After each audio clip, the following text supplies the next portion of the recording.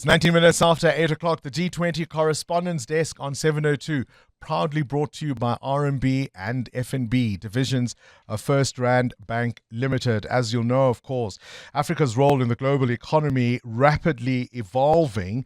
We've got this young population rapidly urbanizing and most interestingly adopting digital technology. Today, we're joined by the Chief Economist at RMB, Isaah Mhlanga, to chat to us about the findings of their new report, Continent at a Crossroads, Africa's Place in the World, Today and Tomorrow. What do investment opportunities on this continent look like, say, even 10 years from now? What key trends can we anticipate? And how can the continent leverage on its resources, its demographic advantages, and technology to tell perhaps a different story about ourselves?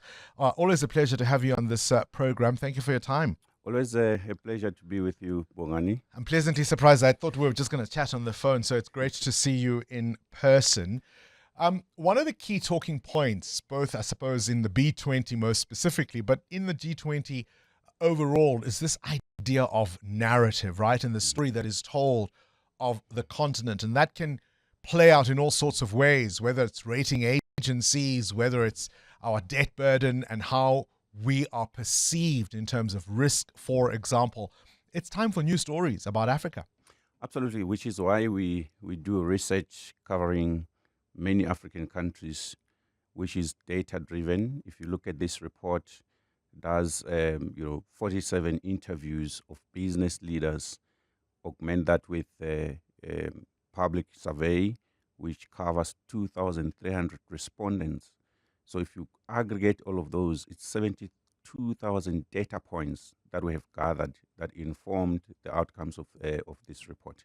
And it really dissects the outcomes into about 7 or 9 themes that really drives or that matter for business leaders, but also that come through the surveys. I talked about a different narrative for Africa. What picture is emerging? Look, it is a continent at a crossroads, as the title of the paper says. It's a continent that has massive opportunities, where decisions that are made today will have significant, implications. As it stands, it suggests in a positive direction across various levels of analysis, whether be it building institutions, whether be it investment. Given the global reorientation and fracturing that's taking place, Africa is finding its place in terms of attracting investment. You can think about critical minerals, for instance. Many countries offshore, they are making infrastructure investments to access those critical minerals. So that is just one of the opportunities that we see. What are we doing to change even that picture, right? Because most of what we've seen when it comes to our natural resources has been extraction, right? How do we change the value of those resources in terms of the beneficiation process occurring on the continent so that we then are the exporters of manufactured goods versus them being bought cheaply and turned into things we can't even buy? There are a few industrialists, but there are also many that are emerging. You can think about Dangote in Nigeria, in cement, in oil, in manufacturing. That's mushrooming across the continent. You can also think about Morocco in its automotive industry. They have massive or a significant investment in terms of battery storage that is renewable energy.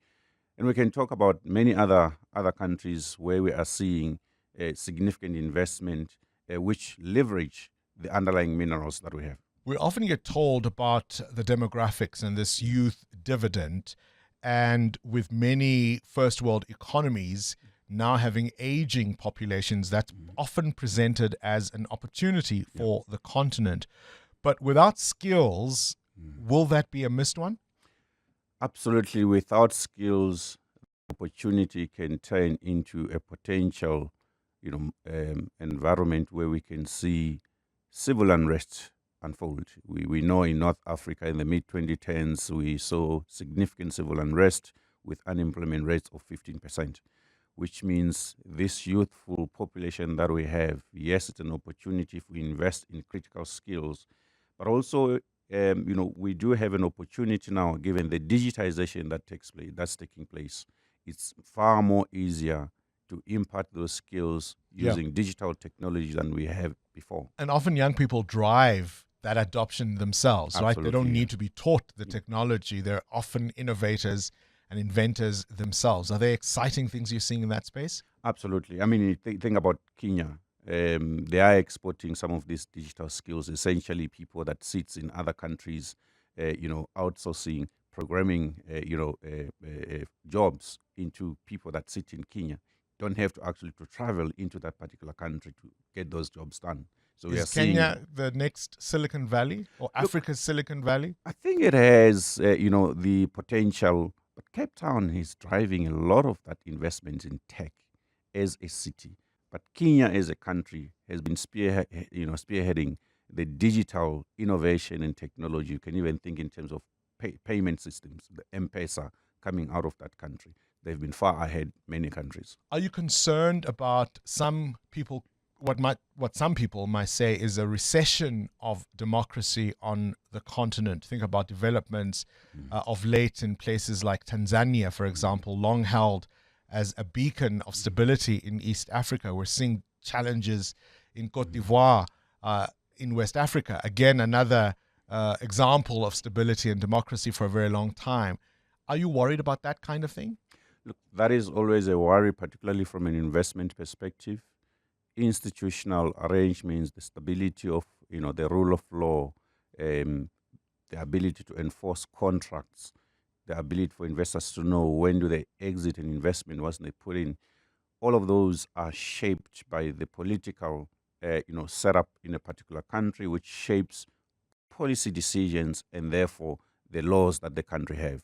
So when we have undemocratic change in governments, it simply says to investors, perhaps this is not a stable environment for me to put money. But we're seeing this in a few countries. It's not across the whole picture. Exactly. A continent at a crossroads, Africa's place in the world today and tomorrow. A new report released by RMB.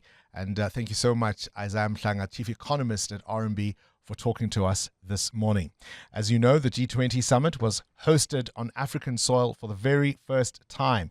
Solidarity, equality, and sustainability were the themes, and the G20 Correspondence Desk brought to you by RMB and FNB, divisions of First Rand Bank Limited, an authorized financial services and credit provider.